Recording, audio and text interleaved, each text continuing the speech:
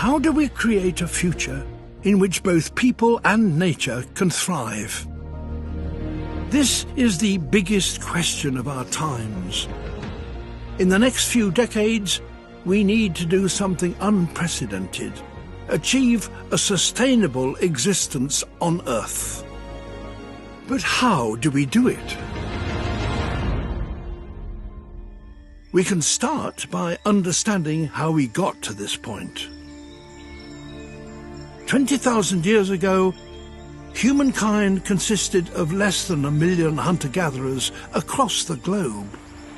We lived within the resources on offer, in balance with nature, a strategy that could theoretically last forever. But it wasn't an easy life. Nature determined our survival. We used our unique minds to challenge that reality. We learnt how to tame the wild, get more from the environment. Our population boomed, as did our demands.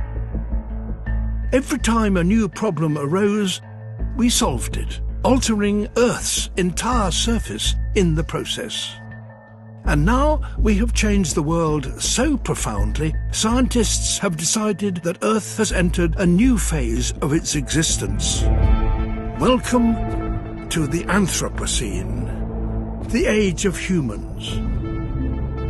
The tables have turned. We now determine nature's survival. The planet is ours. There's just one problem. We're now totally out of balance with nature. And unless we get our balance back, this age of humans is due to be short-lived.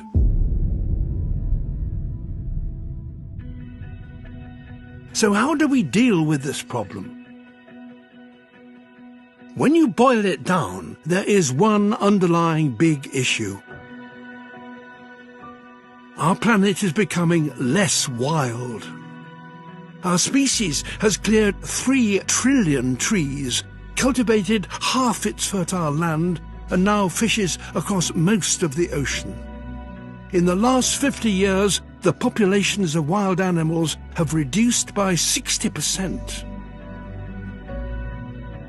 We've replaced them with ourselves and our domesticated animals and plants.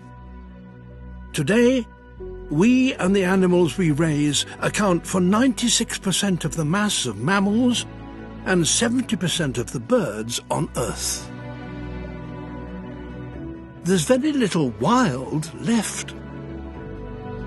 This biodiversity loss is not just a tragedy, it's the single biggest problem we face. Without biodiversity, the world as we know it doesn't work. Our planet needs its wild spaces. Every one is a component in the global machine. Only if they are all healthy can the planet run smoothly. A less wild world is less able to provide for our needs, less able to maintain dependable weather and seasons, less able to absorb our impact. Biodiversity equals stability, and stability is what we need most of all. Can we turn this situation around? Can we re-wild the world? Well, maybe, due to one key change. As societies develop, something is happening that has never happened before. People are having fewer children. Globally, since the year 2000, the number of people under 16 years old has hardly changed.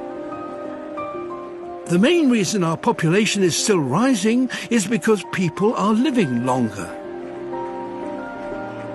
If this continues, our population may finally stop growing by the turn of the century. by investing in education and women's rights and raising people out of poverty, we could bring about peak human even sooner. This changes everything. It gives us the opportunity we need to regain our balance.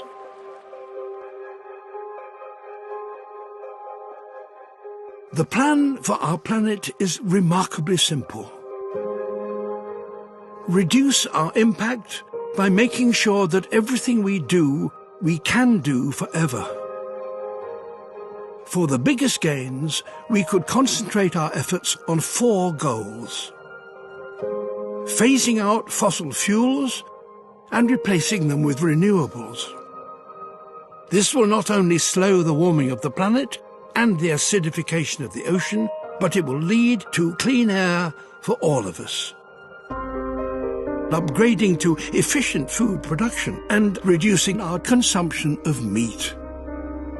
We'll require far less space to provide for ourselves, leaving more for grasslands, reducing deforestation and our demand for fresh water, and feeding more people with healthier, more affordable food. Working together to properly manage our ocean.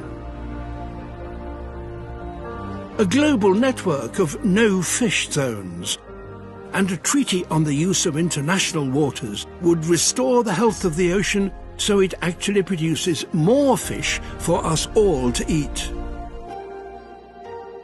Working hard to keep hold of the wild populations we still have, encouraging nature wherever we can. In the ocean, on land we no longer need, and even in our cities.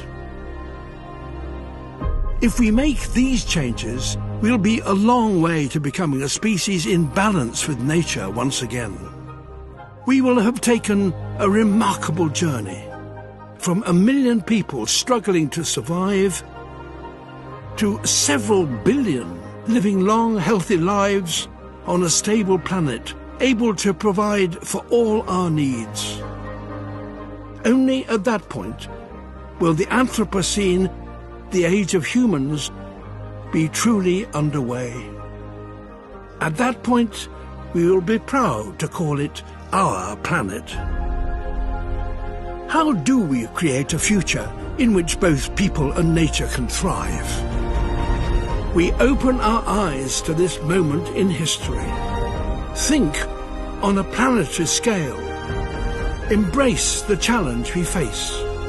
And do something we humans are very good at. Change the world.